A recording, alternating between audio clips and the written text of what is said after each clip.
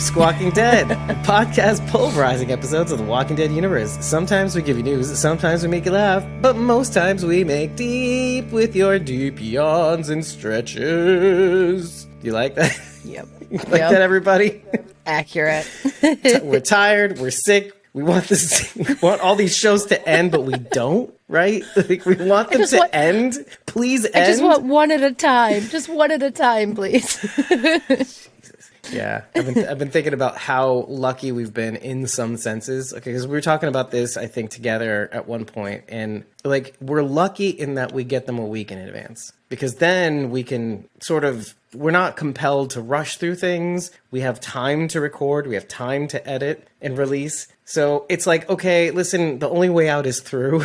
So let's give you more time instead of just a weekend or 18 hours or 19 hours or whatever it was. I am trying to see the light that is the shit tunnel.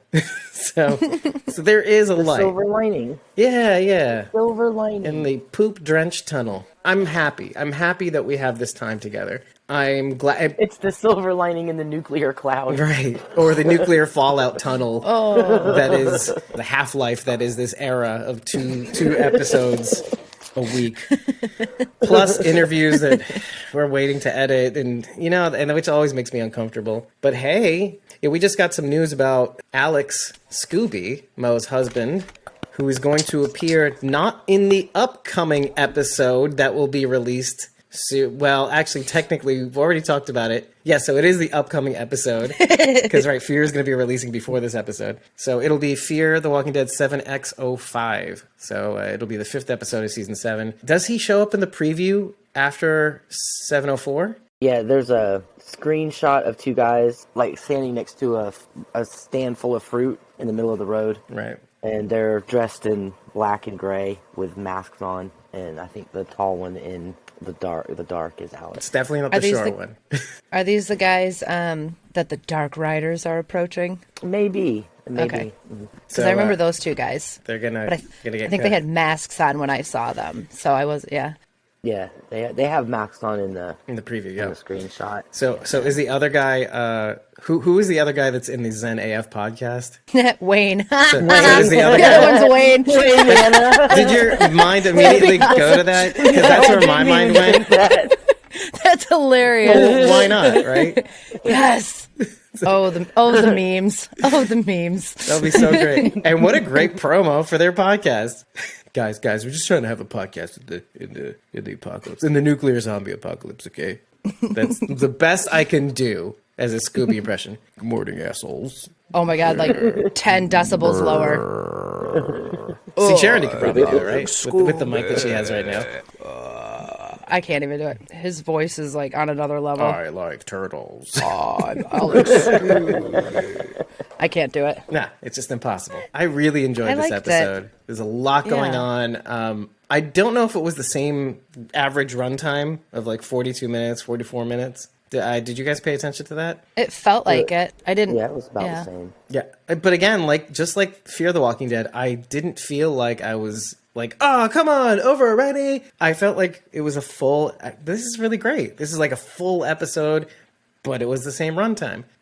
Why do you think that is, though? Like, is it because there's a lot going on and we have but we do have 3 separate scenes, 3 separate settings that we have to look at, but it just feels like we're moving slowly within those scenes, so we're like not missing anything, I guess. I think they just gave us a lot to chew on, and so by the end of the episode, we were full. And we're like, all right, I'm going to digest this now. Little baby before bites. I take another bite. Analogy. Yeah, a 3-course meal with little baby bites between. Yeah. Okay. Mm-hmm. Yeah. What I liked the most was the interplay between Jadis and Huck. Mm-hmm. I just loved their scenes together. I had a feeling. And I really loved the little Walking Dead nuggets that Jadis was dropping. They were friendly, but there was so much tension too. But it was smart. And it was funny. You could feel like also that Negretti was stomping around Gimple's creation of the trash people in a way. Like, ooh, let's carefully tiptoe through this. Nope, different language. I'm the master of this show. Hulk smash. No, I'm kidding. Obviously, I'm kidding. But like, you could feel like, it was almost kind of like an elbow to the rib. Huh? Hey, Gimple. What about the trash people? It's pretty cool, huh? Their own language. That was dumb, wasn't it? Anyway, no. It was genius. No, it was genius. I loved her whole, just that whole part about if you want to make people separate but together, give them their own language. I was like, man, that is awesome. Yeah. Think about it in history. What do we separate people by? By what language they speak? Like Babel, sure. Oh, that person is German, or that person is Spanish. You know, and then all the insults that you give to that that French speaker or that German speaker, right? Because it's them. I mean, she's completely right. Yeah. That is how you make people come together and make them. It's them versus us, and you make them us. Yeah, religion is much the same way. It's like religion does bind and blind people. It binds people, so like Jada says, it brings people together really fast and under a banner, under a tribe. But it does blind people to the outside. So kind of like what Jadis is saying. Jadis, I can't believe I'm calling her Jadis. It's weird to call her Jadis again, right? And Jadis Stokes too. Like she really went through her little conundrum. But I say this because she is mentioning that in creating this identity, in creating this religion, let's say, of the trash people, you do blind yourself to the outside world, which lent to her choosing poor alliances or making the wrong decisions, but also maybe not completely working towards the CR's goal, maybe? I mean, in a sense, she is admitting fault for this identity saving her. Look, it saved my life, but also it blinded me to the CR's needs, maybe, or at one point, maybe, and she did kind of ignore them for a long time until, because she went off with Gabe Stokes to look at the frogs or something like that. Or so, what was the thing that they went out to see to get sexy time? I remember saying this at the time.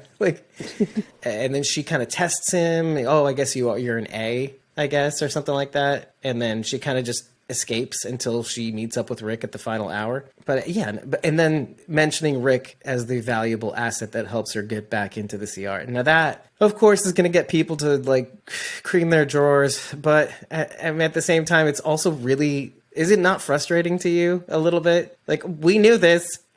I mean, it's nice for them to say it out loud, but it's like, come on.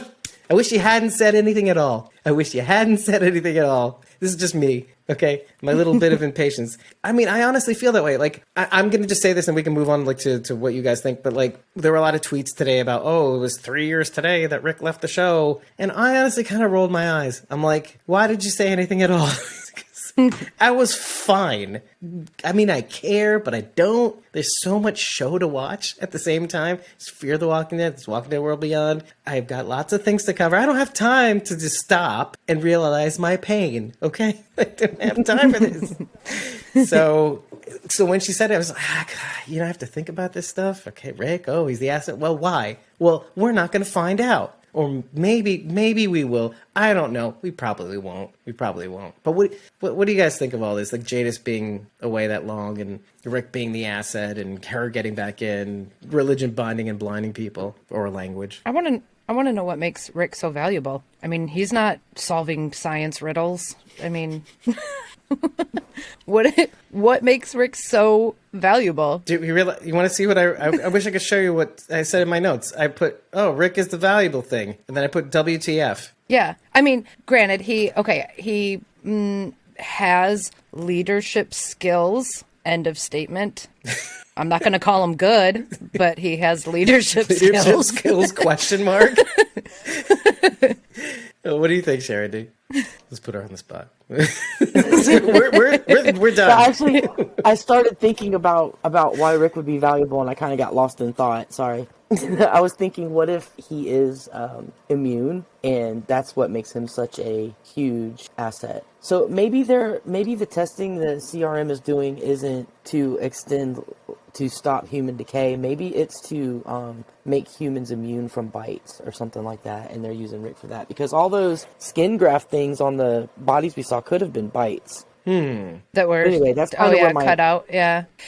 I've heard the theory before that Rick was immune. I mean, I've heard that theory for years. Since season 1. I mean, if they actually ran with that, then that would make him valuable. But how would Jadis know he's immune? She doesn't. I mean, if we're talking about a strong person who's okay, so I remember when we talked about this a long time ago. Maybe it was at the beginning of World Beyond, but we had said that in our attempt to solve what the A's and B's were, one of the data points that we went over was, well, it seems to me like B's are people who have been out in the wild. Well, it made them akin to wild lab rats, right? Rats that are held in captivity are practically useless. Their telomeres are longer, so that means they have longer lifespans because they're fed, they're taken care of, all this stuff. But if you capture them in the wild, you have an accurate representation of what a real lab rat in the wild would be like. And so when you do testing on them, it's a lot, it's a lot more accurate to what you will get when you compare it to a person or whatever. But I said this because they don't want somebody that's in the CR as far as B's go, let's say, right? And Samuel Abbott was an A. He was in Portland. He was behind walls, blah, blah, blah.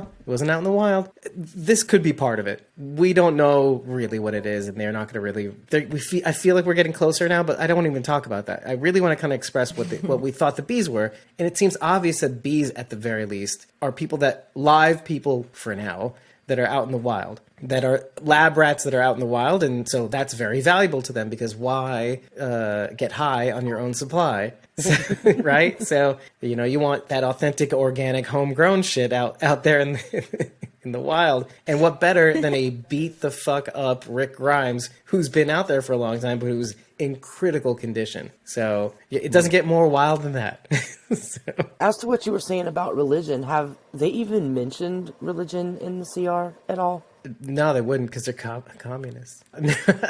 No, I don't think so. I mean, that's what I... No, I'm curious why you asked, because that's a really cool question. I just happen to think we haven't heard them mention religion at all in any of not even the campus colony or, we haven't been in Portland or Omaha, but, nobody has mentioned religion at all. So is there a functioning religion in any of the colonies? I can say the perimeter, maybe, just because of Asha in this episode and Dev and Indira, maybe. I think the CR or the CRM thinks of themselves as their own religion. I mean, they call themselves the last light of the world. They don't give that credit to a higher being. They say it's us. We're doing this. Mm-hmm. We are the last light. We are your religion. Yeah. Do you know who else said that? The DPRK and Russia and all those other communist countries. I'm not trying to shit on people, but that's kind of how it works. Sorry. To be fair, this is a religion of secularism where instead of worshipping a central deity or a polytheistic deity or set of deities, you're really relying on one another. No one is better than the other, etc. This is like the glitz and glam of communism, the idea that everybody is the same, everybody gets the same. Individuals don't matter, the collective matters. So that's why I like to draw a lot of parallels between the CR or the CR structure to... I mean, they talk about it in this episode a little bit, not so much. There's a very concerted effort to make sure the population is carefully, that there's a particular balance to the population growth, how much food they have, how they're organized and structured, the threats from the outside and from within, in order to determine the most optimal stability, let's say, for the CR as a whole. So, I mean, if everybody is working together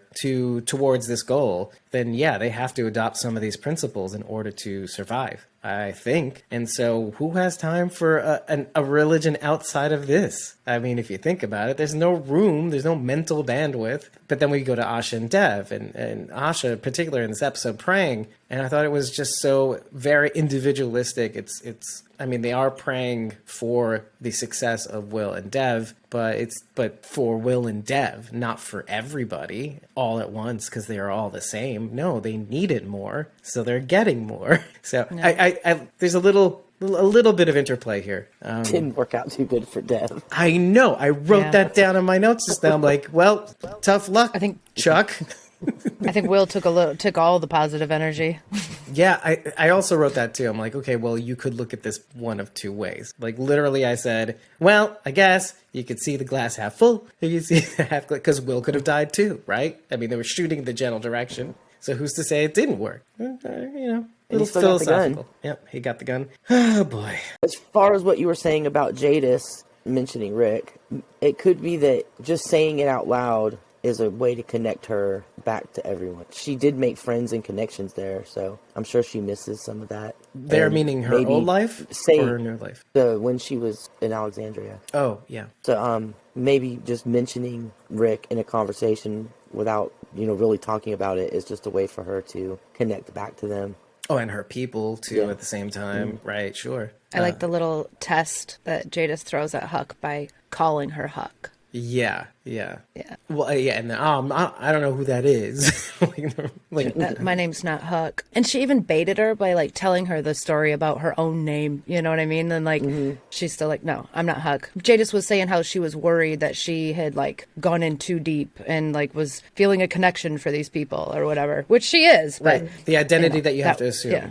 To survive. Right. Well, for her, I drew a direct comparison between fucking Jadis, and Huck. I'm going to call her Huck for brevity, because they had both been away for about 2 years. Away. I say away in general because since the fall, I'm assuming Jadis was out there and got picked up 2.5 or so, maybe 3 years later. Huck was about the same. Huck went undercover for about 2 years before she finally got out. They both assumed different identities. They both lived somewhat different lives, although Huck kind of lived a life that was similar to what it was at the CR. She was a staff sergeant, Huck was in security, so, not too different. But Jadis did what she did, as she had stated, to survive. What did Huck do it for? Huck was doing it to make up for mistakes, but also, if you went through the looking glass and assumed that Jadis was right about going in too deep, and it feels like she's right because of what she says to Felix a little earlier on, saying Felix had said out in the ether in his little walkie, which of course couldn't be heard by Huck. He says, I don't know if you can hear me or if you're okay, which I thought was kind of cool. One of the things that really heartened me about Felix was that it's one thing if you believe somebody is just out there to fuck you.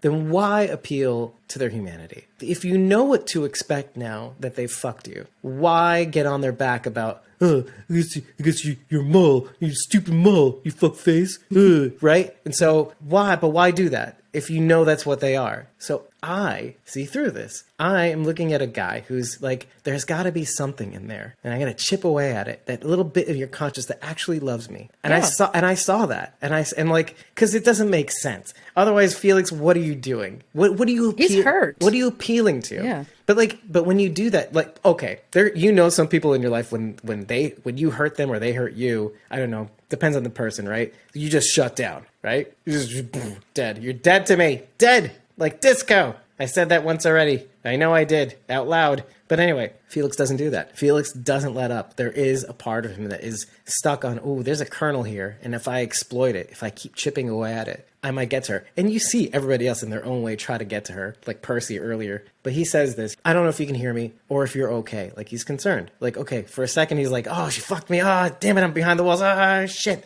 I'm freezing. But he says, I don't know if you're okay. And he says, just say you're with me. Say something. And then and I'm assuming, I'm taking a big risk here and saying, I'm assuming Huck doesn't hear him. But she says, I just want you to know for what it's worth, I am with you, at least until I can't be. And I thought that was really sweet. And it's great that we get this scene and immediately go to Jadis. Because Jadis is a military cop. That's what a warrant officer is, right, Mario? You told me that. So she's right. Huck is with them. But Huck didn't assume her name to survive. Huck assumed her name because that was a way to love. Just seems to me that, like, from what we know about Huck, aside from maybe Dennis, I'm not really sure about that. We have no data on that, really. But between the relationship we see with her and her mom, Elizabeth Kublik, I just don't feel like she got enough love. I don't know that we can say easily, obviously, that she got enough love growing up. Or that she certainly, the way her mother expresses love to her, from what we've seen, is strange. I think we can definitely say she didn't get enough love growing up. I mean, the conversation that she has with Elizabeth Elizabeth is talking to Huck about, looking at her little innocent girl and how she couldn't stand the thought of someone else ruining that innocence. And so she did it. Like, that's the kind of mom she is. Like, I'm going to break you before anyone else can. Right. But I'm going to... So you're ready for this world. And you know what's really twisted about that is that I kind of get it. Like, if somebody's going to have to do it, at least let it be me so that I can control it or I can manage it or... Well, and she probably feels like she's doing all of this out of love. Yeah, which without a doubt. She is, you know. And then also it's twisted. Toughening up her kid. Yeah. It is twisted, but in her mind, it's the right thing to do. She's going to toughen up her child and make her strong in the world. Right. That was even before the twisted fall. way she does it. Yeah. Also, Jadis named herself, and Huck was given her name, right? I don't think Huck named herself. Yeah, they started calling her Huck because she washed up on the Margaret raft. and Daniel. I want more. I don't know why. Maybe we'll get it. I don't know. But yeah, you guys kind of fell for my trap a little bit because I wanted you to go to Elizabeth. Because once Huck says this, I immediately thought of Kublai. I'm with you at least until I can't be. When we were talking about this last week, I suddenly got very sad because Kublai's gone indefinitely. According to Jadis speaking to Lila in the lab in the Stinger. And then my mind immediately went back to the events of this episode, Kublai almost breaking and saying, you know, I used to love fixing your mistakes in a sense when you're a kid, like fixing your mess ups, right? And so when she says this, there's a little bit of her as Huck, but there's a little bit of her as Kublai, I mean Jennifer or Huck. There's a little bit of her as herself as Huck, and then herself as Kublai, like, assuming her mom's role. Like, I will try to be with you as much as I can. I will try to fix these mistakes, or, you know, try to cover for you as much as possible. Kind of like Elizabeth did for her. Undoubtedly. There's just no way she didn't make up for her mistakes and soften the blow and didn't send her to a re-education camp or anything like that. And now that she's gone, she's gone. And will Jennifer, Huck, feel the effects of her mom's coverage this whole time? And we kind of have to ask the question, is Jadis, it feels weird. Jadis Stokes, is she a malevolent force? It's not clear. Is she a malevolent force, or is she a force for good? Because it looks like she is trying to seek out corruption. She's trying to find the weakest link. Now, I don't know if this is her trying to suss out spies, because that's not really her job. I don't think it is. I think her thing is to find the truth and expose it and get her promotion also. I felt very tense with her scenes with Huck / Jennifer. Like I felt like any second she was going to spring a trap on her and be like, I got you. I mean, I know they weren't going to do that because it was too soon, but like every second I was just waiting for her to say something and trip her up. So, I mean, I think she's after Huck. I think she really suspects something where Huck is concerned, and I don't think she's going to be good for Huck at all. I think Jadis can relate to what Huck is going through. I mean, Jadis definitely fell in with the Alexandrians, right? Until shit fell apart. But I think she is looking at Huck going, now I know how easy it is to fall in with this crowd. Like, I was there. You're telling me that you're not connected to these people anymore, but I know better because I've been there. Well, I mean, and also you have to remember the last minutes, or not last minutes, but last moments where we see Jadis. You see Jadis asking Gabe to run away with her. He doesn't. I have people here. I've got a life to take care of. Mm-hmm. So, and him not willing to do that, and her trying to force him almost to go with her. And if not, as a B, as her ticket out of there, as an A, which is also her ticket out of there. A perfect specimen in the wild that it could be better off dead. The reason why she felt she had to leave is because everybody couldn't trust her. From her perspective, that's how it felt like. She was kind of getting along to get along. It was kind of working. And how was that any different from the Saviors, really? And this is season 9 where a lot of things were happening. And she decided to do something about it. I was like, well, I know a community that seems to have toilet paper. I kind of like it. Seems like a great idea. Let's go there, you and me. And she was betrayed. And yet, at the same time, chose the name Jadis and Stokes. Mm-hmm. So that Stokes thing really maybe as a bugs reminder. Me. Maybe. She might not be doing it. She might not be doing it in honor of him. Right, in spite, you're saying. Mm-hmm. Mm-hmm. Oof. Good question might be, do you think they will ever meet up at this rate? Right?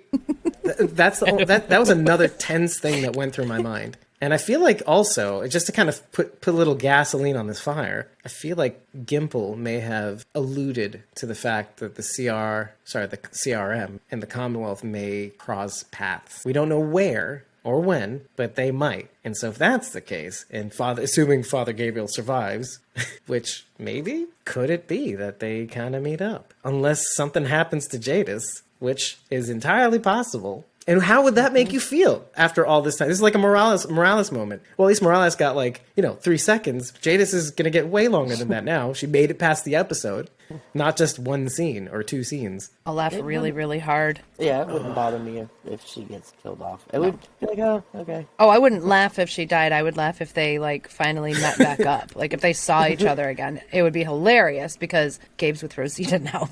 Yeah. Well, and what is that? What happens with that? Well, okay, you've been gone for a very long time, Jadis. 6 years. Yeah. And I only just had a kid-ish, the kid's like a year old, maybe. And it's not his. Yeah, there you go. But you think Jadis gonna care? Jadis gonna feel that betrayal all over again. I'm sorry, I love Jadis Rosita. Stokes. But Jadis would come in and just chop Rosita's head off. I was gonna say I'd like to see Jadis versus Rosita. Rosita would tear her apart, I think. I don't know, what do you think? Think Jadis knows Isabel? Ooh, that's a question. I think Jadis knows Isabel. Warrant officer? I don't think so. I mean, I think the CR is only so big. Yeah, but if Isabel keeps being shady about Al, and if she starts getting suspicious, Jadis is going to be the one to come check her out. Maybe that's how she got an to investigator. Her position. Yeah, maybe that was her defining moment. Well, and we have to figure out where Fear the Walking Dead is in the timeline too. Ish. When are they? When, right? Dum dum dum. I'm not doing that today. Forget that. Fuck the timelines. Yeah. Ugh. It's funny. Mario's mentioning in the chat that was a great convo yesterday. We had a tremendous conversation about this episode in our Discord, which you should join when you join for as little as $1 a month on ko-fi.com/walkingdead, because then we can have all these different cool chats, deep chats. Mario, you have to remind us of some of the things that we talked about because it was a lot. And I don't even know if we're going to bring it all up too. But hey, I'm counting on you, Mario. I know it's 2:17 a.m. where you are right now. Whew, ouch. Well, we need you to do the heavy lifting because we're just kind of all over the place. I appreciated when she was telling Huck about all the people she knew, and she referred to Elton as the boy in the corduroy. I don't know why that made me laugh so hard. I feel like that's the name of an emo band or something. Maybe she said that because she knows he's not Elton. I was thinking the opposite. Yeah. Well, because she called everyone else by name except for him. Yeah. So, maybe she's like the boy in the corduroy. Maybe she just thinks he's not Elton. She's like, I see what you're saying. Because she's like, oh, that's not Elton, so I will not call him Elton. All right, fine. Because there's a boy in corduroy, but it's not Elton. Mm-hmm. She probably has files on everybody with pictures and everything. Well, they have all the computers at Campus Colony, right? Yeah. So who got access to that first? Mario saying the Fear is about the same time Rick disappeared from the main show, so it's about 3-4 years into the apocalypse. Yeah, that's kind of what we said, but also we said a little extra. And we know that Campus Colony had cameras and were able to process film because we saw that picture of Hope at her homecoming or whatever spring fling dance thing or whatever. So a picture of Elton could be out there. Well, we also know they have computers, and if they have computers, they have records. If they have records, maybe they have social media at Campus Colony. You don't know. I mean, look, it looked pretty cool. It looked like a regular high school. I mean, aside from Silas, who wore an anachronistic Walkman with a cassette. Did you check your CRM page today? Did you check your Alliance page? I posted in CRM today. You didn't like my picture. What's a narc? I wrote that in my notes too. So Iris has her haul ass moment. Essentially. Yeah, she went, what's a narc? And I went, haul what? I'm not familiar with the expression. I did like the method that they were using to transfer the notes, though. That was pretty. Yeah, that was pretty ingenious for the dead drop. The bolt. Yeah, and on top of that, it was in code just in case someone did find it. Yeah. That was really cool. I liked that. Mm-hmm. Right. But here's the thing. This will link back to Warrant Officer Stokes finding out about the boy in the corduroy. It seems like, okay, something that Mario had said, see, I'm going to go, Mario, I got you. Something that Mario had said about Brody having told the CR about the plan that these kids have. Now, I had thought about this, and I thought that could be true. The reason for Dev being shot on the hill with Will, could have been Brody telling the CR about everything. However, I know I'm quickly racing over that fact. I just thought to myself, Dev literally died on the hill. We just always talk about like our theories and like dying on this particular hill of a theory, and then Dev literally died on a hill.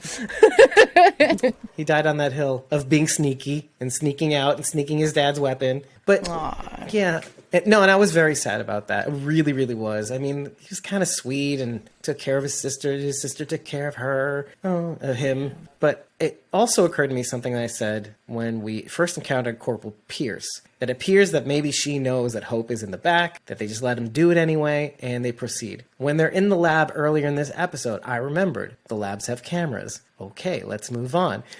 Huck is even saying to herself, to them, hey, you think you have a plan to escape. You don't. Silas was arrested in the last episode. Okay, let's move on.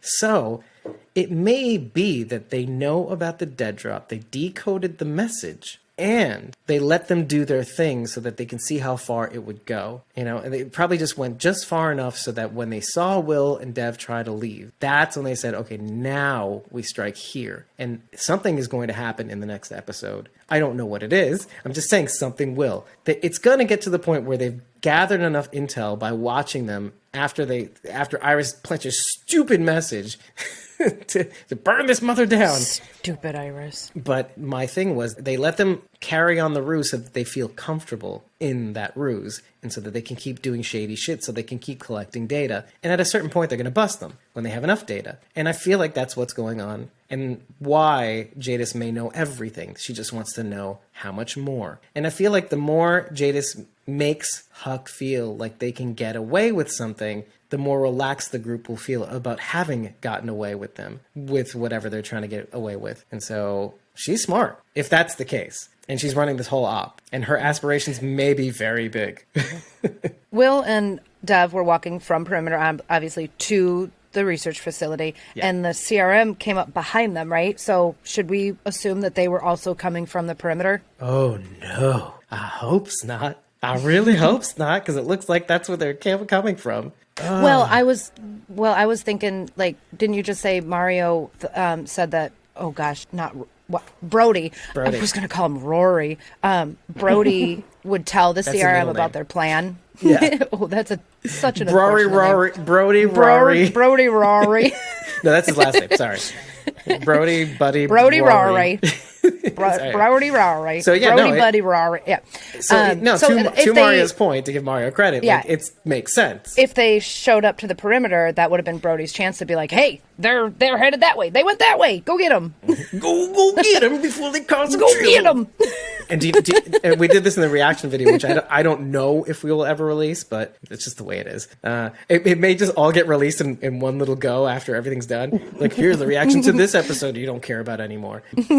But you gotta have content after the season ends. You just have content coming out. I'd like to fall into a coma after the season ends. Not a literal one. God. But I do want to point out the fact that, like, when Elton finally does confide in Will, and the secret that's just begs, they just want to be told. He says it's worse than we thought because Indira needs there's so much emphasis on the individual. It's like, do you remember what Spock says, that the needs of the many outweigh the needs of the few or the one? Elton is doing the needs of the one thing. He says, if Iris burns this mother down, then Indira will die. And all of her attempts to kind of keep the balance of keeping her people safe and keeping her alive, herself alive, all of that goes away.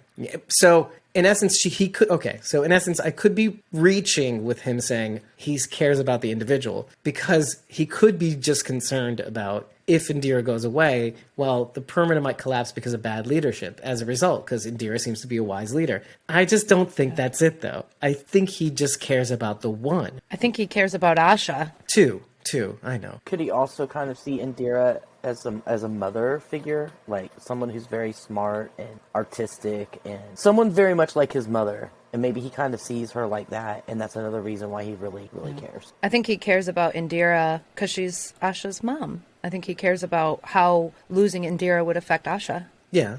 On a selfish level, sure, yeah, of course. There's also like a third thing, which, like, when somebody lets you in on a secret, you feel like you all share that secret. in a sense. So you're in this club now. And so you care about the people in your club, I guess. You're speaking your own language of secret. You have your own language. Yeah. So, so there is that too. There's a little ingredients, but like on a bigger picture scale, on a philosophical scale, like we're all talking about different concepts of what it means to do good. And we kind of rake over this episode, like when you take Elton's concern over the one, and then you take Lila's concern about the whole, like the humanity whole, right? What she felt she needed to do with her dead husband and child, and then taking that much in the way Ed Gein did in Fear the Walking Dead, episode 7, season 6, Damage from the Inside. He was trying to recreate the circumstances with which he could, quote unquote, save his family, or at least save somebody else. Like, oh, here's a do-over. Lila's kind of doing the same thing. Like, oh, if I couldn't save them, maybe I can save the world. Or maybe, like Ed, I can save someone else. Let's recreate those circumstances where I can actually have, do-over. Here, oh, I protected you, now I can rest easy. So I like that little parallel of like, okay, well, maybe Elton is like, maybe we don't have to, maybe we just save the one. And maybe in saving the one, we save the world, too. That's another expression. You save one life, you save the world. It's a Jewish expression, actually. Elton had a very touching scene where he's talking about, the last time, somebody he loved left, they didn't come back. So, and he's like, I just don't want to be alone right now. I get that. Yeah, and to remind everybody, because that's what we have to do and break our hearts, that last time was... his mom leaving and then eventually Hope killing his mom out there in the wild. And then his dad using his own body to protect the door with which Elton was staying in. Behind the door in the box where Elton was staying until all the chaos had subsided. And then seeing his dad shot, both in the head and the heart for his sacrifice. Yeah. So that's what he's remembering, unfortunately. And I like that there's low-hanging fruit. There's an interesting thing about Elton. We're talking about the CR and if they have a religion, right? And then Elton, who you wouldn't normally associate with somebody who would like or liken himself to religion or anything like that, toying with it, saying, maybe I can dabble with this. Maybe I can believe in something, choose to believe in something greater than myself in this moment, because I just need to get through a difficult situation. So I like that you brought up religion earlier, even though I kind of only mentioned it as a word of binding and blinding. You kind of took it to a different level, and then now I could compare the two things. Like, oh, well, they don't believe in religion, they believe in themselves.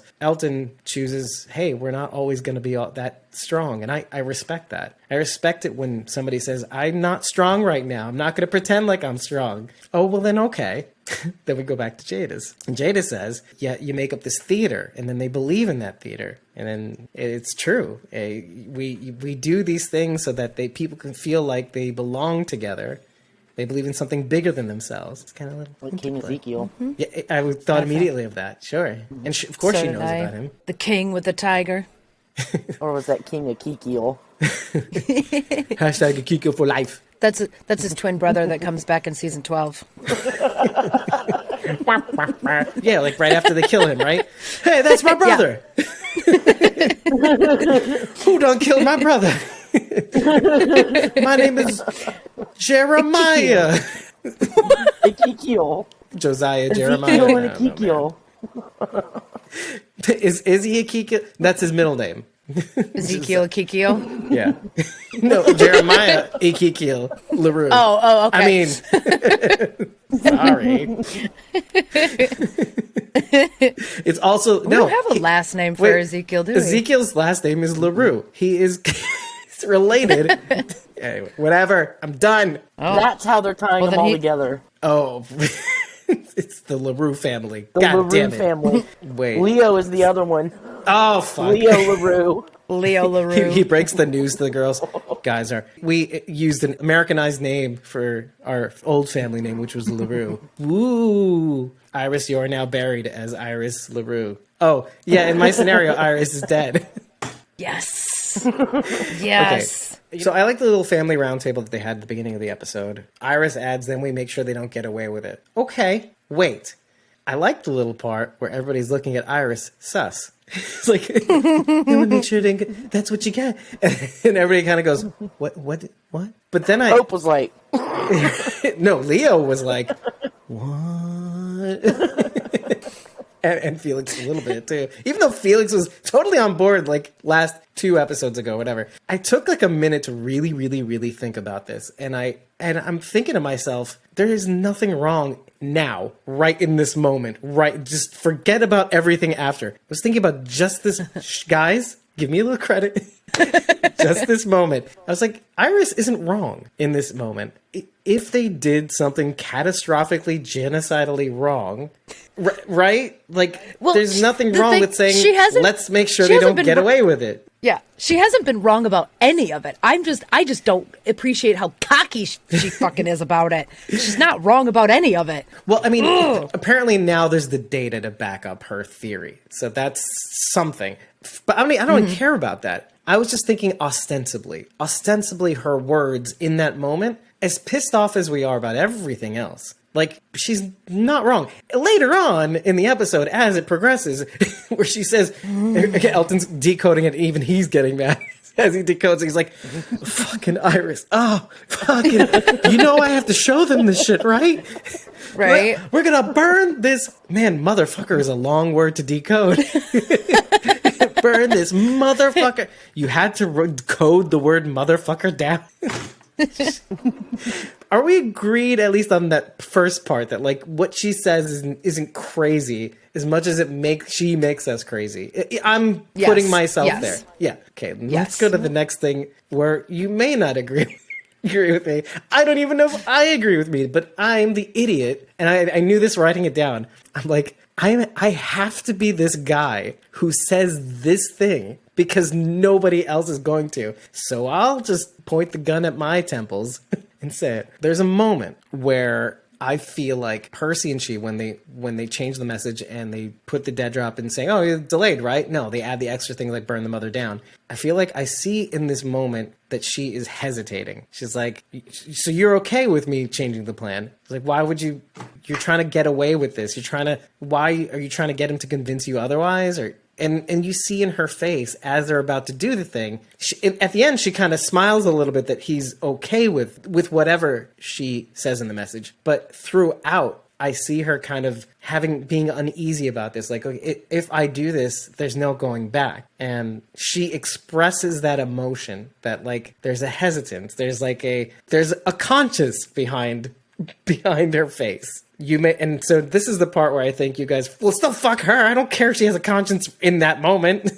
but I want to note that because hopefully we see something like that again. Because I believe in people, I suppose. Here's what I saw. Here we go. I saw Iris. I mean, I do agree to a certain point. Forget the conscience thing. No, she's just horrible. But I saw someone who wanted.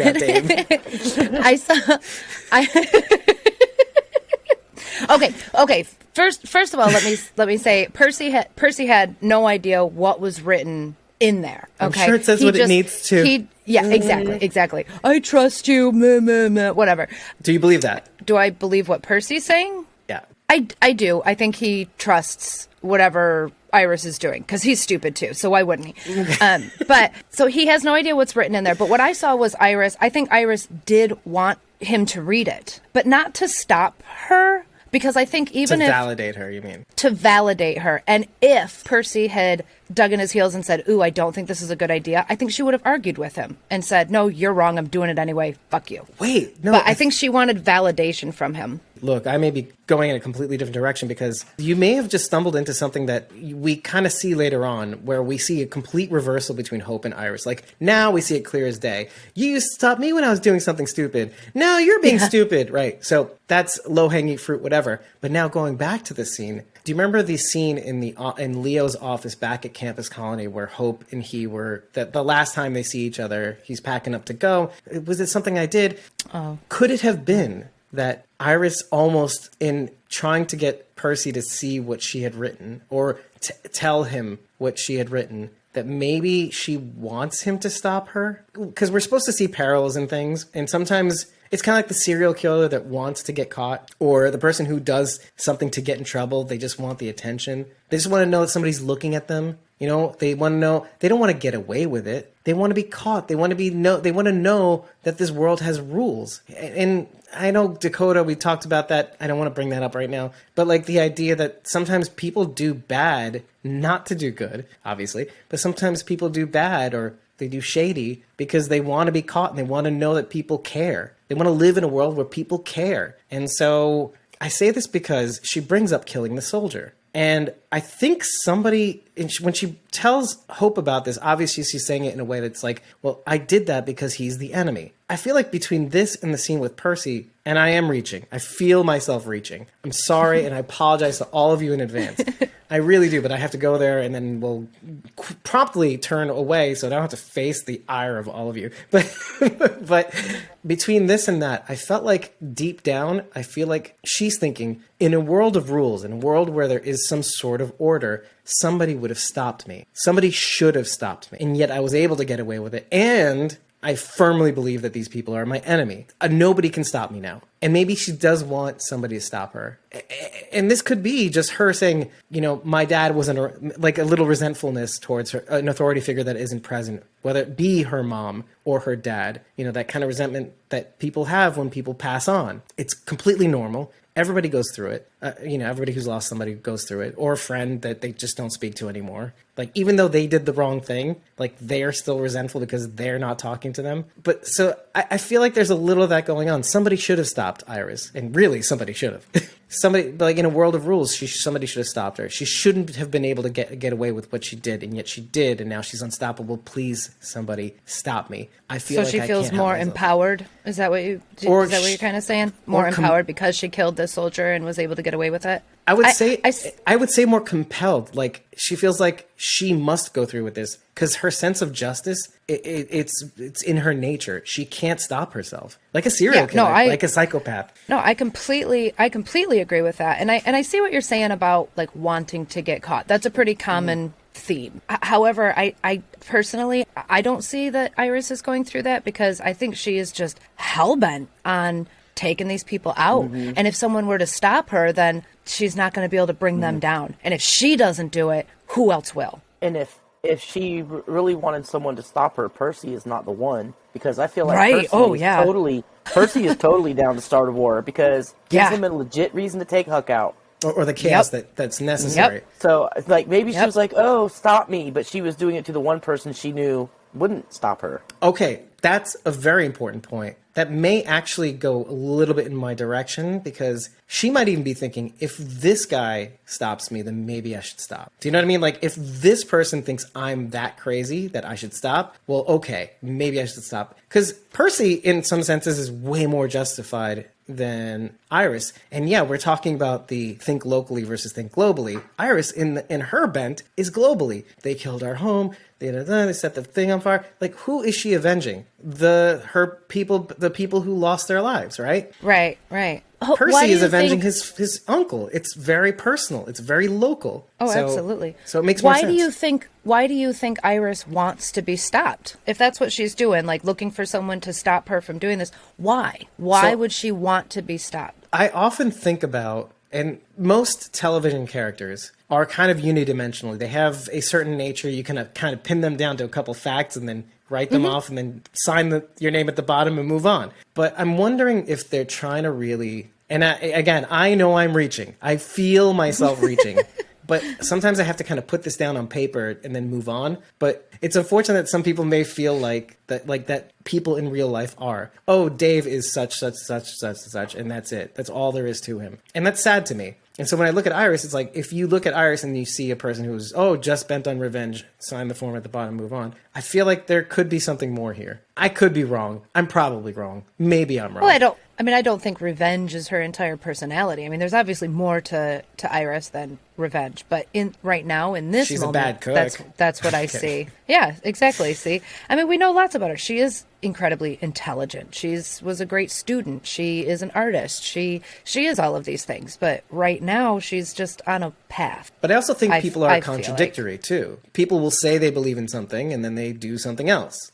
Things like that. or they say they're about one thing and then they do it. Look, Iris may have killed somebody. That is true. But she hasn't started the war yet. Well, to quote the Dory Sr. and Jr., it's not too late. It's never too late. So in a sense, like, I keep thinking to myself, we are more than just what we want or what we desire. Sometimes we are what we are too, you know? And so we can say we want to do all this stuff and we have done stuff, but it's never too late. Okay. How about this?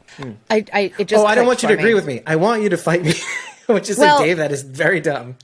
well, okay. I'm gonna half agree with you because I think Iris still does definitely want revenge. She definitely wants to stop these people. Yes. Maybe she feels how full of rage she is and realizes if we're gonna take these people out the right way, we need more answers. We need to do this the right way. We need to do it tactfully. We need to do it the smartest way possible. And right now, I mean, like she said, she wants to burn this place down. Like, okay, if you burn this place down with Compound V in there, we're going to have a whole world full of soups. So that's not a good idea right now. So she needs to come up with a smarter plan. Like as in like Homelander and the boys? Yes. That's their ultimate plan. We just need to make that very clear for this Walking Dead World Beyond crowd. We're going to have walkers with superpowers. Yeah. Well, could you imagine a walker with laser beam eyes? Oh God! Well, just a human that's unstoppable, right? This is one of our theories from the last episode. For those who don't know, so yeah.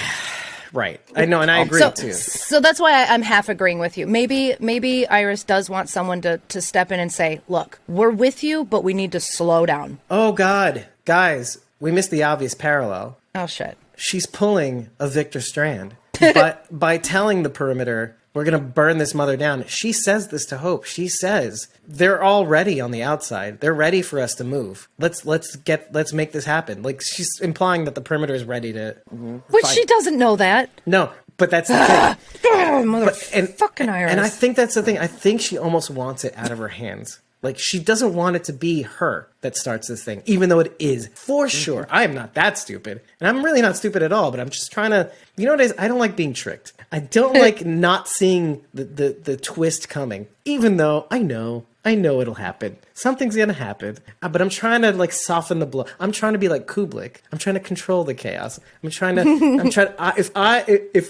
the damage is going to be done, it's going to be done by me. Fuck you, Negretti. I'm going to tell them what happens. And then you can do the things and I'll be a little wrong. Okay. But anyway, I feel like she's trying to make it out of her hands. Like Victor Strand, I'm trying to make it out of my hands. If I kill Will, it'll be out of my hands. She's for sure not going to forgive me. If Iris starts the chaos and she lights the match and she throws it at the perimeter and puts the ball in their court, well, then they have no choice. And she's forced to have to fight, you know? That's why I said that I feel like there's a part of her that, and you see this in her face as she's talking to Percy, like, you don't think I'm crazy, blah, blah, blah, and like, you don't care what's written in the notes, like it almost as if, don't you want to stop me? And I think in some senses, if he would have said something and would have read it, it would have said, well, what does it say? He goes, well, we're going to burn the motherfucker down. But what did I just say in the last episode, Iris? I said in the last episode, if it means that you're not safe, that your father's not safe, that your sister's not safe, if your Felix is not safe, I'm not going to do it. You know, it's not worth it. And so maybe she's conning him in a sense. Maybe she's conning herself in a sense. I'm glad I brought this up because I feel like that's human nature. Sometimes the things that we think, the revenge that we're thinking up, it's bigger than us. And it totally is in the case of Iris. It totally is. The thing that had bothered me the most up until that moment, was that she's just going in, like you said, cocksure, not thinking. But here I see her thinking a little bit about it, like, well, it's out of my hands. Now I have to fight. Well, she thinks the perimeter's out there gearing up for war, but really Brody Rory's whispering in CRM's ears and telling him what's going on. So it's all going to backfire anyway. Yeah. I may be operating out of the premise that, like, CRM's known a lot. They've known everything since Huck left with Hope that one night already, I think. And they've been following and tracking their movements ever since. That's what I think. And so I think Brody's almost inconsequential. It's almost inconsequential. Well, but it'll go to Brody will get some points in his column with the CRM for being honest and for having it right up. think. Yeah, for doing the right thing. I think that would be very smart to just observe all of this behavior and just sit back and let it play out until it becomes a little dangerous. But it becomes a problem. Do you think Jadis knows that it was Huck that took out the Transformer? Yeah, I'm starting to feel that. I think Jadis wants to just know how far this goes. Yeah. But maybe, okay, wait a second. I said last week that I think it's very possible after this encounter, this lunch with her daughter, that Kubelik might be on the side of the Angels. If that's the case, and the PRJ, the Project V is what that code stands for, essentially. I zoomed in on it. I have a couple screen caps. They're showing up on the screen now. Let's just pretend. Now, she was observing the project, and she may have the documents in her safe among her keepsakes from before. And I didn't quite drill down on this as much last time, but all the stuff that's in the safe are of her life before. The pictures of Mr. Malik, who could have been in the military also, we just don't know. Her daughter, her ID, her passport, all these things from before that don't mean anything to her beyond something that's sentimental. But then there's also this document. Why is that document there? In a ocean of personal keepsakes, this document is there. That struck me. It makes me think that she's on the side of the Angels. Now, wait, there's more. We go back to Jadis. And I had asked, is Jadis, I tried to ask, is she a malevolent force? Well, it could be that Jadis is on the same, either Jadis is kind of tagging Kubelik out and saying, you've got to face the music because you've covered for Huck way too long. I'm taking over from here. Tag, you're in the back now. You wait until I tag you back in. And so she's taking over, and she really wants to probably get at the truth of what happened with this research facility and what damage they did to Omaha. Or if it really did come from the top, maybe Jadis has aspirations to go beyond, way beyond, world beyond, past her current status as warrant officer. Maybe she has aspirations to become the next president. Wouldn't that be something?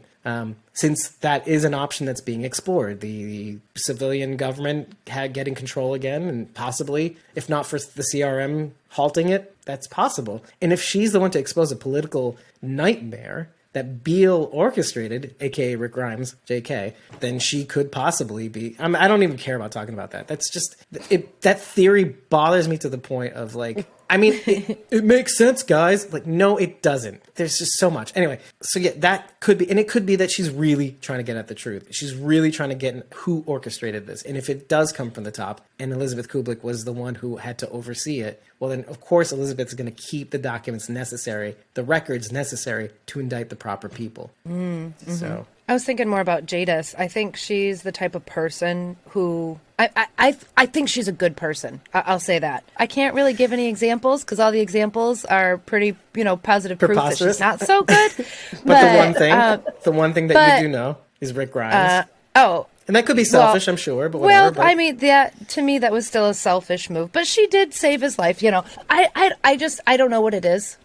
Sometimes I just get a feeling about people, and I get a feeling from Jadis that I do truly believe she's a good person. I think she can make the best of any situation, but I think at the end of the day, she does really try to do good. Even creating this society, she even told Huck she loved her people. She truly, genuinely cared for these people, and she did. We saw that. We saw her care for her people. So all of this to say, I think. If Jadis is there doing these investigations and she sees the CRM doing something shady, I think she's the type of person that would maybe stand up and try to right that wrong as well. Yeah. Right.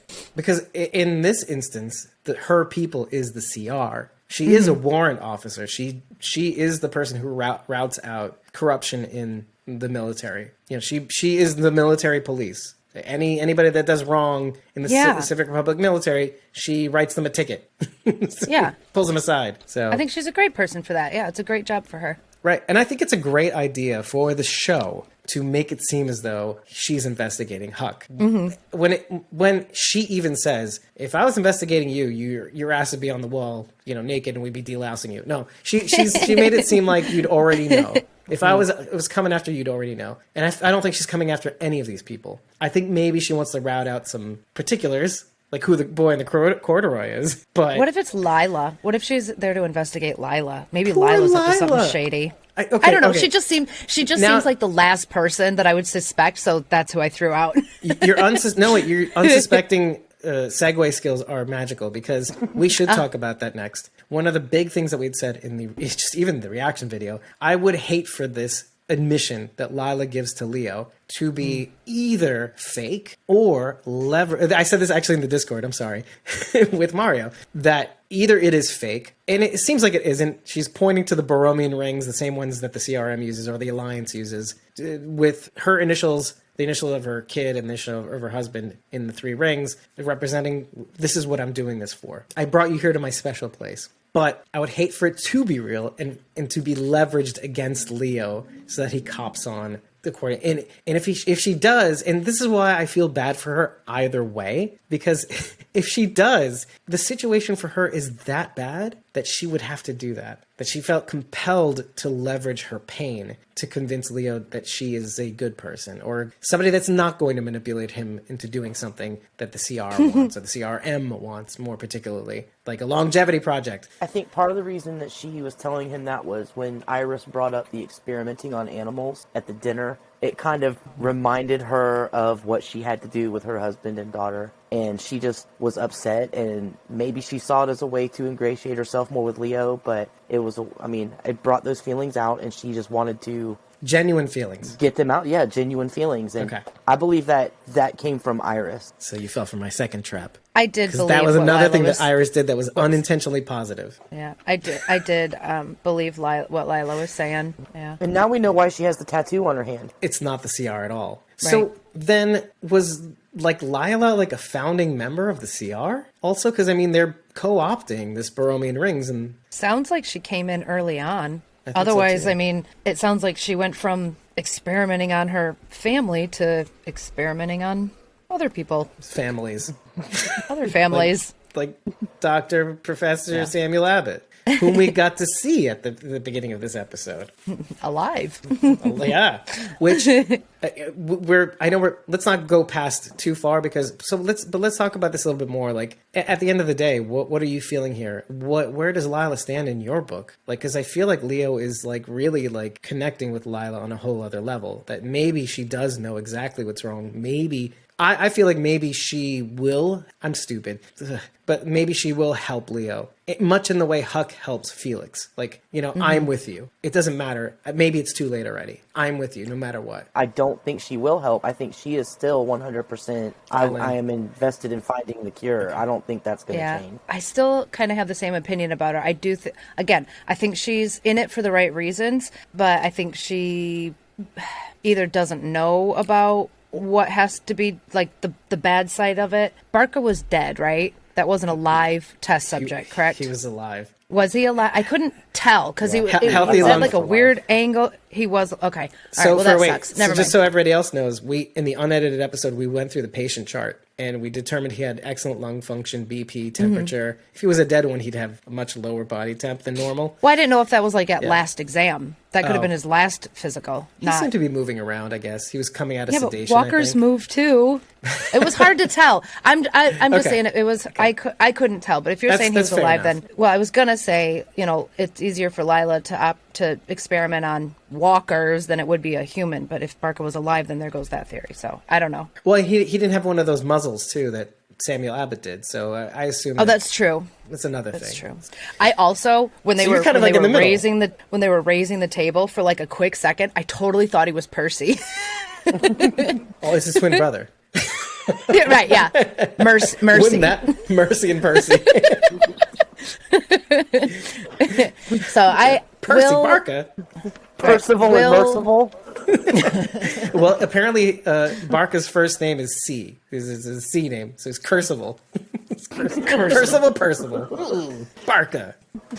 Oh, man. Del Mar. Yeah, Lila's still a little bit of a question mark. I think she does have genuine feelings for Leo. I think that's real. I think maybe it started out as a ploy, but I think she's developed real feelings for him. But I also think she truly believes in what she's doing for the good of the world. So it's going to be tough. I don't know which way she's going to go. Yeah, but it's going to be a tough decision for her. I don't know that she'll tell on them or anything, but I don't think she's going to go with them. And I really think that if it comes down to her having to choose, she'll choose the CR. And I know it doesn't matter when I say this, but do you feel like it will be hard for her?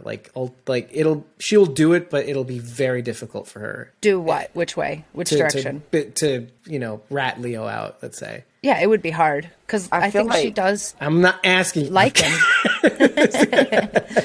I'm kidding. I know you think that because you're you. I'm kidding. I'm just curious about sharing because I'm getting the sense that we all have a different idea type, and I don't even believe the words that I'm saying when I say I'm saying basically saying I want her to be on Leo's. I want her, but I know it's not going to happen. So I need Sharon to say. I think it would be hard, but I don't think she would even think twice about it. Like, she would feel bad after she did it, and it would hurt her to do it, but I don't think she would hesitate to save the science. Right. Because ultimately, if Iris wants to burn the fucking place down, Lyra is not going to go for that. Like, no, you're going to destroy everything we've been working for, and everything I've dedicated what's left of my life to. She's not going to go for that. Although maybe Lila will kill Iris. Although I think we've all felt the feeling of like how freeing it might be for somebody to take that away from you. Like, yes, it would be difficult and horrible, and yes, she would kill Iris, but at the end of the day, she could be almost thankful that she took the thing that chipped away of what was left of her soul, which she kind of says to Iris in that conversation. It's about how much you can stuff down, how much of your soul you can chip away to get, to accomplish the goal. That's where the line has to be. Like, how much to contribute to the greater good. And it's just, what is the balance? What is it? And then Iris saying that that's a choice, again, isn't wrong. It is a choice. It's not as if it's made for you. I feel like when I was watching this the first time with you guys, I really thought about, and I feel like this was intentional, that this is what like Nazi Germany must have been like. Like we're doing this for the greater good. Well, how much bad do we have to do for the greater good here,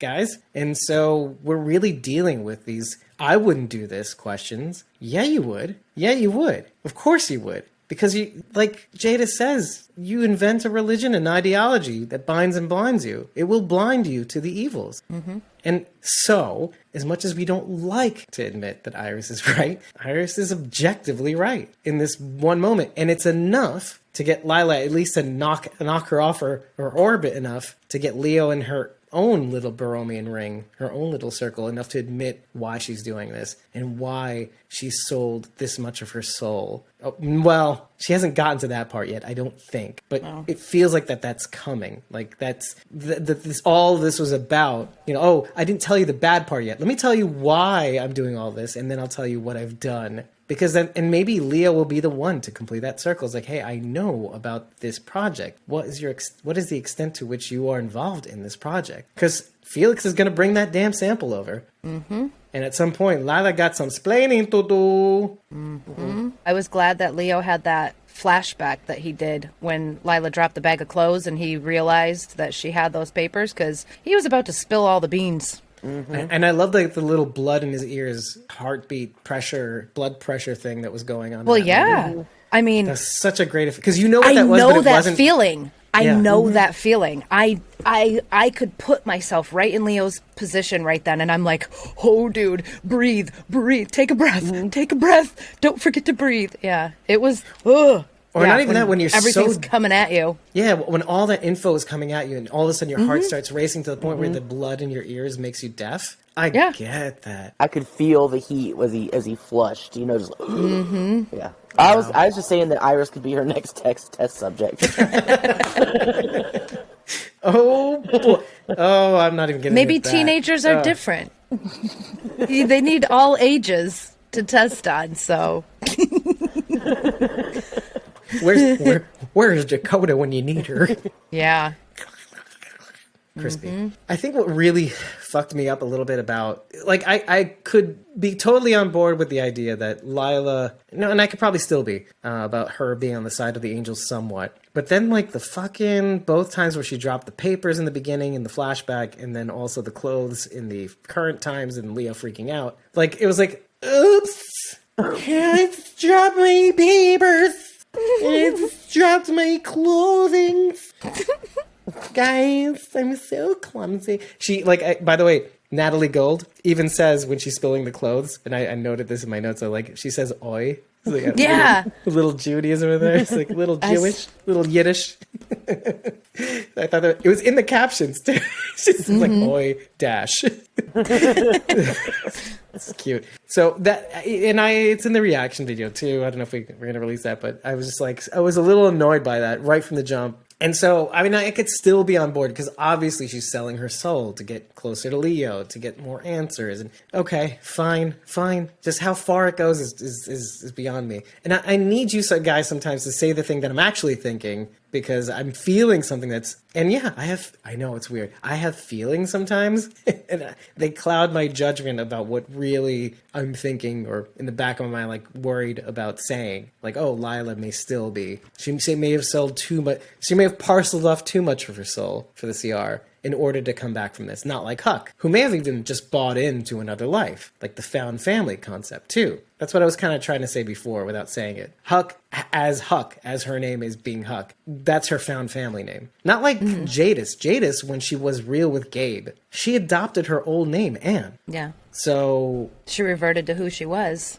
For the sake of getting closer. Well, she was opening up, like, this is who I really am, and this is my real name, and so you get to know the real me, not this character I've created. Yeah, and yeah, she feels like she needs to be this way in the CR in order to survive again and be ambitious again. Maybe that's why she chose Jadis Stokes, because she gets to be both personalities. She gets to be Jadis and she gets to be Anne. Do you think for a second that maybe she chose the name Stokes to remember that she was loved? Like, for real loved? Because my first instinct was that. I felt it was a little twisted, but I also felt like there is something sweet about it. Like, I know look, this is Walking Dead. Sweet is very relative. But there was something about, like, this is what was real. Jadis was what was fake. Stokes was what was real. And somewhere in the middle, that's where she's living right now. A reminder of what she used to be. Yeah, a reminder of the fake she used to be. And then what she wants to be in this world. I want to believe that as shady as she sounds in this episode, as Pollyanna McIntosh sounds in this episode, much like Victor in the other one, a lot. I mean, it's really shady, but not like overtly, hey, I'm a bad guy. Arr, see? And so, no, not like that. But she's like very like, I don't know, maybe I'm going to throw you in jail. Stop calling me a bitch. Anyway, so, but she might be on the side of the angels. I think this is a smokescreen. I think it's pretty obvious that it's a smokescreen, if it is a smokescreen. It's like, oh, you're trying to make it seem like she's going to throw Huck in jail, but she's not. She's gonna let her do her thing and then get her back just like her mom did. Would you consider codes their own language? Sure.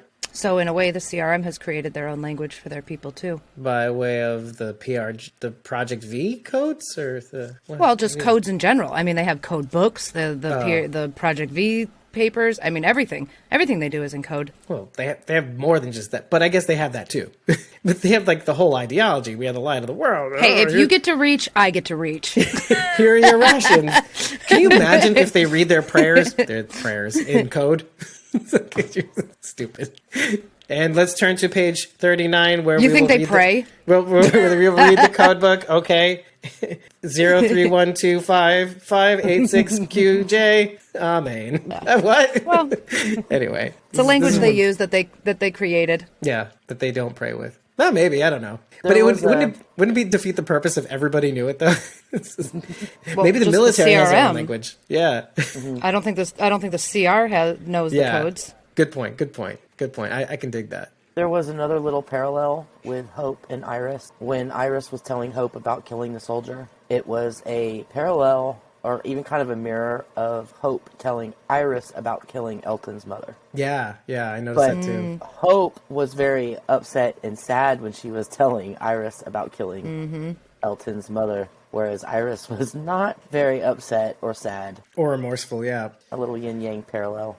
Oh, now we're getting to something else, because much in the way... Ooh, I didn't think of this before. Much in the way that maybe, probably not, she might have been trying to get Percy to tell it to stop her. What if, by admitting this to Hope, it could be a way of her trying to embolden herself? That's true. Like, meaning, if I say this out loud, it's out in the open, and now I feel empowered. Could be that. Could it not also be a way to get Hope to react to this? To say, I'm sorry you felt like you had to do that. Even though Iris will say in the end, no, I wanted to kill him and maybe more. Please give me more soldiers to kill. Could it be possible that she says this as a way of saying, I need somebody to judge me on this? I need somebody to tell me that what I did, it must have been awful, but also... I think you're giving I think you're giving Iris a lot of credit. No, I'm just curious. I'll let you go with that, but honestly, this is a fishing expedition. No. I'm just like, trying to see if there's anything there.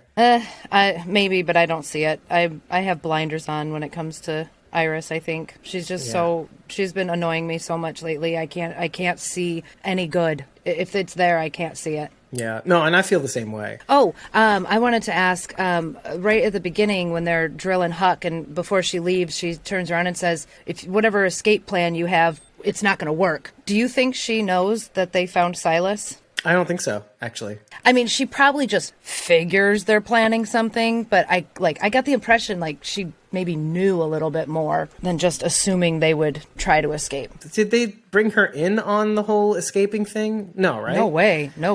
Mm-hmm. That's why I didn't know if maybe she caught wind that Silas was picked up at the back door or whatever. I think if she did, I think she would convince them to like, ho, they know something. Mm-hmm. Something is, and then she would get them to stop whatever it is they're doing, whatever it is, whatever it may be. Because if that was the case, then she would not have done what she did for Felix. It's like they're looking at us now. We need to not do this. Yeah, but when she's dealing with that whole big group of people, I mean, especially Percy and Iris, and maybe a little bit Felix. In that moment anyway, they don't trust her anymore. So if she were to try and convince them, oh, hey, they got Silas, would they even believe her? Ooh, I think so. And I'll tell you why. Because if she were to bring this to them, it may get them to hesitate about whatever it is they're trying to plan. Because it would be one thing if they thought Silas was going to just, after 2 o'clock, leave. Mm-hmm, mm-hmm. But it'd be a whole other thing now that he's been caught. Like, okay, now we know we can't leave. Now we know everything that we've been trying to plan is for naught. And her coming to them with this information would be like, hey, I care about you guys. You need to know this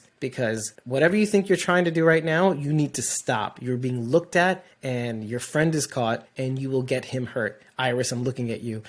Yeah, no kidding. Well, even though she doesn't know anything. Yeah, and if Huck mentioned Silas by name, I mean, she doesn't know that he was planning to come there either. So if she's like, hey, they got him, they would almost have to believe her because how would she know Silas was up there at all to be captured? So just like before, this is why I have to talk it out.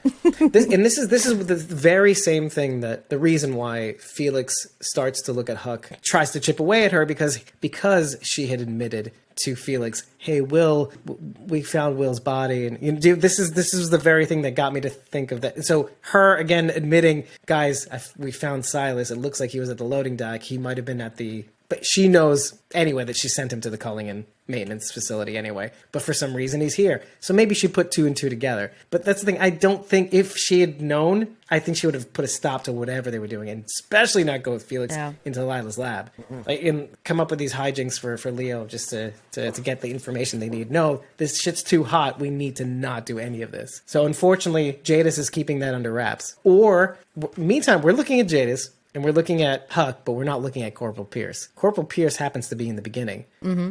My feeling is that just like Huck with Campus Colony in Omaha, Corporal Pierce is General Beale's right-hand man, woman, person. Don't you think? Her being the common thread in this whole thing. Now, we had said earlier that this was Kublik's right-hand man in Huck's absence. Staff Sergeant Staff Sergeant Malik's absence. Well, that'd be kind of cool, actually.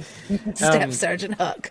Yeah, we just merge those 2 personalities. But what if, honestly, Corporal Pierce is running the show? Again, I'm just going to throw this out there, but like Pierce seems to be also like a markswoman, like the same as Huck. There's a little bit of clear parallels between the 2 in terms of dark mirror images. And I think what we were in 206, wasn't that the same episode where was it Shadow Puppets? No, it was one right after Truth or Dare. Wasn't that the same episode where we saw Huck display her dart ability where she was blindfolded? Mm-hmm. So we see this little parallel here with Corporal Pierce in the beginning also.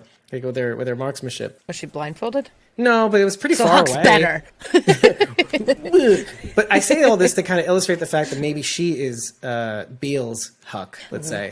And she's really more like important than we know. Mm-hmm. I like that, especially considering they stressed Huck being a mole, and she said it several times, it was an observe and report mission. So Pierce could be doing the same thing, observe and report. Yeah, which is why Kubelik was recalled, which is why Jadis is stepping in. Not on behalf of Beale, but I think Jadis is trying to figure out something's going on here. And maybe you're going to see this, and I'll be totally right, and everybody's heads are going to be like, what? But you're going to hear this from my mouth and be like, no, Dave said it. Yep. Jadis is going to do like a 180 and shoot Corporal Pierce in the head. Like, she was one of Beale's moles. Well, yeah. See? Pierce could have told Beale that Elizabeth's been covering up for Huck again. Like, she's covering her mistakes. And wouldn't it be another parallel, another dark mirror image, if after having saved Leo finally, or whatever, at least reached him in New York, that everybody now has to save Kubelik? Wouldn't that be something? Everybody has to go in Texas. To the CR. Oh, God, in Portland, Texas. Season 3. She's in Portland, Texas. Do you think they might do a season 3? Because they said no. I thought I thought there was confirmed. No. Right. Well, I guess they did put a close on this, but even Gimple said you never know if this takes off. They'll call it something different. The world beyonder. Yeah, more beyond. Farther beyond the outer perimeters. The Walking Dead further. world further, beyondist. Not farther. No, it's world beyondist, guys. Come on. Beyondist. Think the beyond, most beyond. Think beyonder than me. to the infinity and beyond. Est. Was anybody else kind of underwhelmed by Huck's revelation about what happened with Agent Dennis? I mean, he just messed up and I had to cover for him. I was expecting something much more dramatic than that. I was like, really? Well, we make it, so we did see, I don't remember exactly what I saw in the preview of the next episode, but we do see him again in the next one, Agent Dennis. And so I don't know what capacity, but maybe he'll tell the tale slightly differently.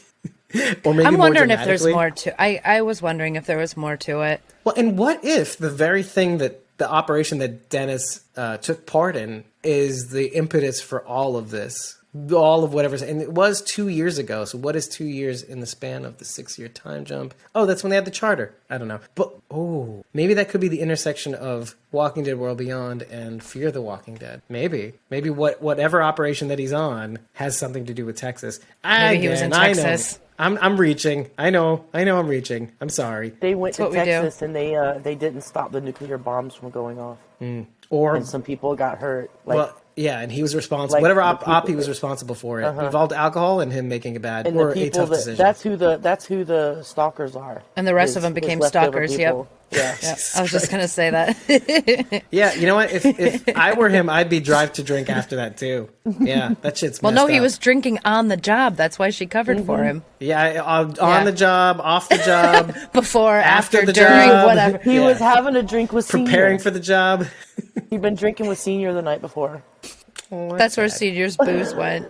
Agent Dennis drank it all. Teddy's booze. Ooh, gross. That makes me think of Lost. When, if only he found Strand. Could have all the whiskey. Sawyer had drinks with Jack's dad the night before. Yeah, then he figured it out later. God, that was the best part of season 1. That's what happened. He was out having drinks with Senior. So I just want to let everybody know that I am not going to bother with putting all the Project V stuff on the screen and talk about it. It's all data points. I will mention it here so that I can put it in the blog. But the vial that Felix does pull out, what do you think that is? Is it a biological weapon? Well, because we've had time to think since the last episode with all our theories. It seems very clear. You guys are on soup still, aren't you? Virginia is on the boys, so right. Of all the letters of the alphabet, they chose V. Right. Come on. Who? What do you think it stands for? I'll wait. Honestly, what? That would be a really cool crossover, though. Really, if you think about it. I mean, Homelander could take care of all these walkers real quick. Let's be honest. Phew. Yeah, it's straight across the neck. My first thought was just stupid and simple. V for virus. Yeah, I was thinking the same thing too. Yeah. But there was one detail that I actually caught. It wasn't the main green vial. I also called it the secret of the ooze. The mutagen. Yes. V is for Virginia, which is where Rick came from. Ooh, maybe it's Rick's blood. Technically, it's like a compound they made from Rick's blood. You mean BCH 5.2? Who cares? No, there was one data point from the Project V paper that Lila drops in Leo's flashback. It says ACC dot, so account, I don't know, or yeah, maybe account, date 04/02/02, which got me to think, holy shit, this takes what we said about Althea's theory about the military and the National Guard facing off and saying, well, was this always going to happen based on things that were happening behind the scenes? Because if this is from 2002, we've got a big problem. We may not, but we may get eventually in some form, we may have just received some sort of breadcrumbs that says the wheels that were set in motion for The Walking Dead to occur have started, let's just say 8 years or 6 to 8 years before the zombie apocalypse started. Because if we say 2008, it's 2002, you do the math, and yeah, so you get what I'm saying. It's either, and you know what it says? It says it either looks like an NY or an NV, as in Nevada. So maybe aliens, maybe alien spores in 2002. So I wonder who those things belong to at that date, because we had said that the CRM was birthed from the apocalypse, that they didn't exist before the apocalypse. We had said it was. So who did they take all this from? Right. Maybe this was all set in motion by a shadow government of some kind or something or other, or like key individuals that set certain things in motion that prepared for this moment. And why does it not make sense? Why does it make sense? No, but it makes sense because if they had been trying, why wouldn't you create the means by which you could be the light of the world? We'd even mentioned that sometimes countries create tragedies to unite people. Why not create the virus or let loose something that they don't even completely understand in order to create the conditions by which they could be the light of the world, to shape humanity? You mean like Strand being the bad guy so everybody had somebody to rally around? Or what you gonna do, Pope? Like trying to be God's light of the world and all that stuff. Like, so why not? Why wouldn't they have been doing this for a very long time? Interesting, huh? I can't deny that date. I keep looking at that date trying to see it's a typo. Oh, they mean 20, right? They don't mean 02. No, it says 02. So every which way I read it. Is it 04? No, it's not 2004. Maybe, but it says 04, 02, 02. So it's still April, by the way. April. So whatever. Anyway, stuff to think about, right? All this stuff's going to be in the blog for you to see. I took 2 different screenshots of that too, just to see if I wasn't crazy. I will note one thing. That doctor that has the little D-pad, the little joystick for the Beef B04. First of all, that was, if you really do take a screenshot of what they're looking at with the topographical map, you can see little icons on the left about that looks kind of like Google Maps where you can pinch to zoom and then zoom out and whatever. But then you see him press the term button, which could mean one of 2 things: terminate or term as in terminal. But I honestly think he terminated the unit that was on the walker. And the walker's designation was P1107. That seems shady to me also. So what are they doing? Are they shielding some of this stuff from Leo? Ultimately, I mean, she has the papers in her hand, the Project V's papers. Feel like they're not cluing Leo in for some reason all the way. And maybe the doctor doesn't want him to get his hands on this data too. I don't know. So far, Lila's the only person we've seen in that underground lab. And maybe that's because they assumed she'd be willing to do those things on strangers since she did it to her own family. And Abbott too, and whatever this other doctors whom we haven't seen yet. But well, I mean, if you can do that to your own family, doing it to anybody else wouldn't. I don't think she'd have any problem. Iris eventually. You mean she'll enjoy that though. You spelled hopefully wrong. Quick stupid thing to make somebody feel stupid is that the clothing drop that Natalie Gold / Lila Belshaw had to bring to Leo for Felix and the rest of them. Oh, it had Rick's murder jacket. Did you see this nonsense? Because it was a sweater that had that Sherpa lining, like the Sherpa lining. Oh, it looked like Rick's murder jacket. Oh, this Rick's murder jacket. Hey, guess what, idiot? Did Rick have his murder jacket on when he disappeared from the show? Oh no, Thank you. Michonne donated his clothes to Goodwill. Yeah. But not his boots. Aww. Aww. Get out of here. I want to hear about it. Show me Rick when he shows up. I don't have too much show. I don't need emotions. Who needs them? Ew. Listen, we got some weak links to find. And hey, if you want some other weak links, head over to ratethispodcast.com/squawking dead. 5 stars and eggplant is all we need to know that you love us. But if you want to write more, feel free. But let us know after every episode. Tell us what we got right. Tell us what we got wrong. Just tell us. Tell the world. That's the whole point, isn't it? Tell the world that we're worth listening to. And if you really, really like us and you want to invest in what we're trying to do, make it better with not only your money, but your words. Because we want you to be a part of this. Head over to ko-fi.com/squawkingdead and just follow us. Because when you do, you'll know when we drop our recording session links and our unedited episode recordings, which you can both attend and also stream. When you do that, you are telling us with your actions that we're worth listening to and that we should keep going and that you want to be a part of this in some fashion, whether loose or tight or not at all, or just you want to give us money and tell us to just keep doing what you're doing. I don't want to hear about it. But you care enough to go that far. So I thank you. Now, when you follow us and you decide you want to jump in on an episode or download an unedited episode recording or a cool ringtone or something cool that we do, you can tip us and buy us a coffee and get access for 30 days to our supported back content, or you can join one of our membership tiers for just $1 a month and just let the party keep on going. You can get all these benefits as part of that, and you'll be part of the fam. You'll know exactly how much you want to get involved in. I highly recommend it. You can get involved in all these different cool conversations and join us in these chats like Mario did and probably fell asleep at this point. Do that. Love us very much. And hey, we'll see you in the next one, which is 07. Oh, see, now he's coming back. I was taking a look at something for like an hour or two. Oh, okay. Yeah, he has to go to his work. He has to go to job. Oh my gosh. How do you even live like? How do you live with yourself? How do I live with myself? I was going to say, you should know, Dave. You never sleep either. Yeah, that's true. It's your Mario and me. We're exactly alike. I'll be in this box when you come back, folks. I'll be in this little box waiting for you. Thank you so much for being here. Right. Thank you for listening. Yeah, exactly. And I'll see you here later. I'll be here right for you later. And these ladies will join me, hopefully. Please come back. I don't want to be here alone. Nobody wants me to be here alone. And we'll see you in the next one, everybody. Thank you so much for listening. Bye. Bye.